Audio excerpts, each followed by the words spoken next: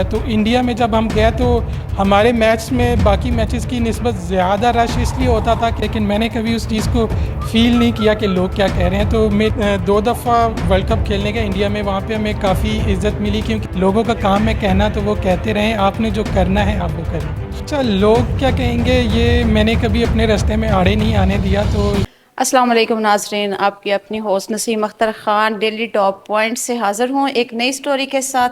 नाजरीन, कहते हैं औरत बड़ी कमज़ोर है सिनफ़े नाज़िका। कौन कहते हैं सिनफ़े नाज़िका? इसकी एक ज़िंदा मिसाल मेरे सामने सादिया अब्दुल खालिक मौजूद हैं, जो कबड्डी की चैम्पियन हैं। कोई सोच सकता है औरत कबड्डी भी खेल सकती है, लेकिन गली मोहल्लों में तो अक्सर औरतें लड़ती हैं और कबड्डी खेलती हैं। अस्सलाम वालेकुम वालेकुम सादिया। अस्सलाम। जी सादिया साहिबा, ये शौक़ कैसे पैदा हुआ?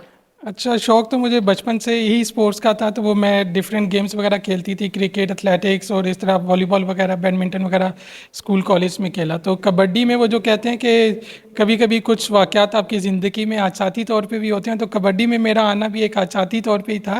तो पाकिस्तान का कैंप लगा था वर्ल्ड कप के लिए, तो उसमें मुझे मेरी डायरेक्टर साहिबा ने कहा कि आप उसके लिए जाओ, आपके लिए अच्छी अपॉर्चुनिटी है। तो वो जब मैं गई तो फिर वहाँ पे मेरी टीम के लिए सिलेक्शन हो गई।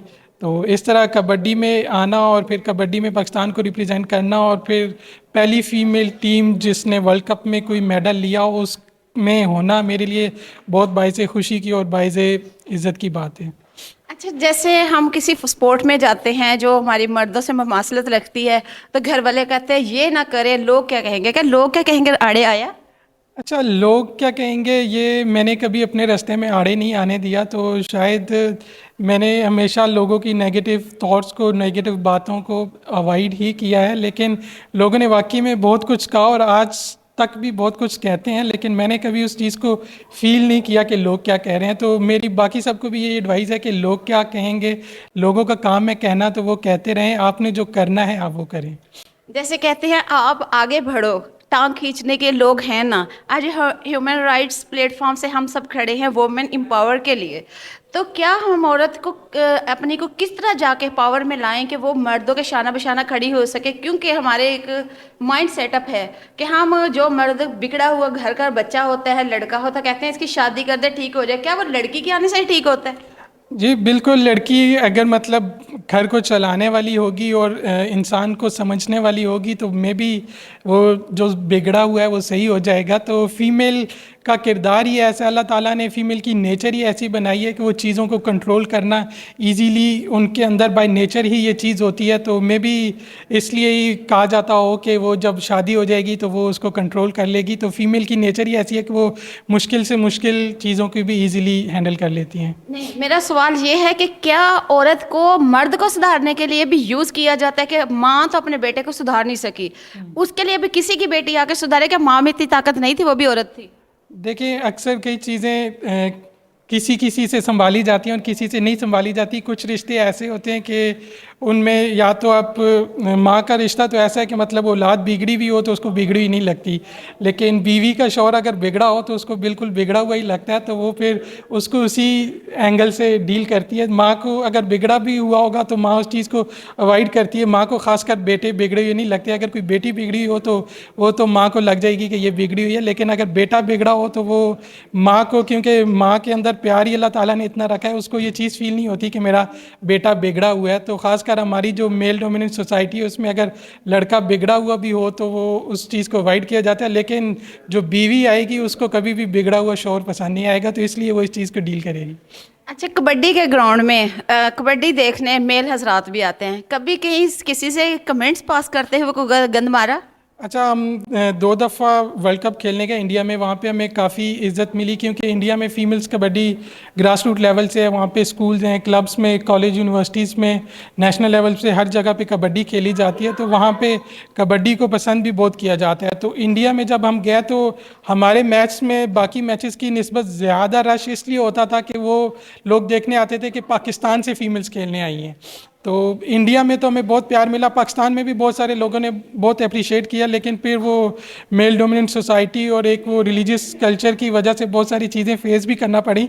लेकिन मेरा हमेशा यही पैगाम है कि इन चीज़ों को अवॉइड करना चाहिए, और अगर आपके पास कोई प्लेटफॉर्म है तो उसका यूज़ प्रॉपर करना चाहिए। जैसे हम घर में बेटियों और बेटों के प्रवेश करते हैं, उसमें भी हम एक कंसेप्ट को अलग रखते हैं कि ये मेल है और ये फीमेल, तुम बेटी हो, ये नहीं करना, तुम बेटा हो तुम कर लो, ये क्या कंसेप्ट है? असल में हमारा जो कल्चर है वो शुरू से ही मेल डोमिनेंट हो चुका हुआ है, और हमें यही लगता है कि लड़के ही सारी चीज़ें, लड़कों ने ही घर चलाना है, लड़कों ने ही सरवाइव करना है, ये करना है वो करना है। तो वो इस वजह से भी ये होता है कि लड़के ही बेहतर हैं।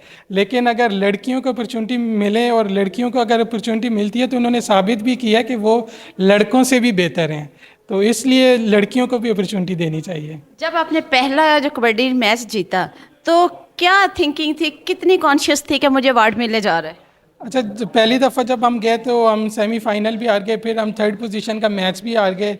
लेकिन वाइब्स अच्छी थी, फीलिंग्स अच्छी थी, इसलिए क्योंकि हम पाकिस्तान को रिप्रेजेंट कर रहे थे और इंडिया में कर रहे थे। तो ज़ाहिर सी बात है, वो बचपन से हमारे जहन में एक बात डाली जाती है, आप लोग भी बेहतर समझते हैं। तो वो फीलिंग्स को तो शायद अल्फाज में बयान करना पॉसिबल नहीं है। लेकिन जब वर्ल्ड कप में हमने थर्ड पोजीशन हासिल की और हमें अच्छा प्रोटोकॉल वगैरह मिला वहाँ पे भी, यहाँ पे भी आके, तो वो फीलिंग्स में भी कभी भी अल्फाज में बयान ना हो सकें।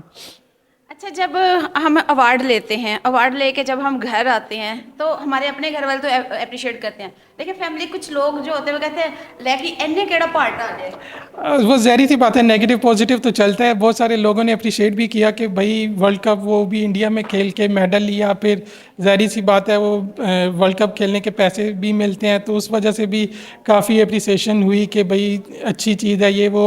नेगेटिव भी बहुत सारी, मतलब मेरा गाँव से ताल्लुक़ है तो वो भी चीज़ें फेस करना पड़ी। लेकिन मैंने पहले भी बताया, मैंने इन चीज़ों को अवॉइड ही किया, और इन चीज़ों को अवॉइड ही करना चाहिए। आपको अपने फोकस, जो एम होता है उस पर फोकस करना चाहिए। अच्छा, पहला इनाम क्या मिला और कितना मिला?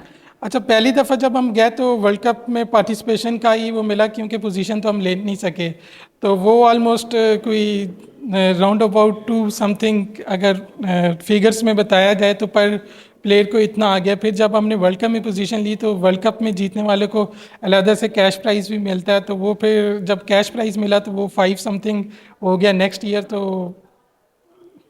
अच्छा, पाकिस्तान में कोई ऐसी एकेडमी बनाने का सोच रही हैं जिसमें जो है आने वाली बच्चियों को है प्रमोट किया जा सके? जी श्योर, मेरी तो हमेशा फेडरेशन से भी, जितनी भी पाकिस्तान में खेलों की फेडरेशंस काम कर रही है, ऑर्गेनाइजेशंस काम कर रही हैं, उनसे यही रिक्वेस्ट होती है मुझे, जहाँ भी किसी भी प्लेटफॉर्म पे बोलने का मौका मिले, मैंने यही कहा है कि हमें मेल हो या फीमेल हो, क्योंकि हमारी स्पोर्ट जो है वो दिन ब दिन बहुत नीचे जाती जा रही है, हमारा ग्रास रूट लेवल बहुत कमज़ोर हो चुका हुआ है।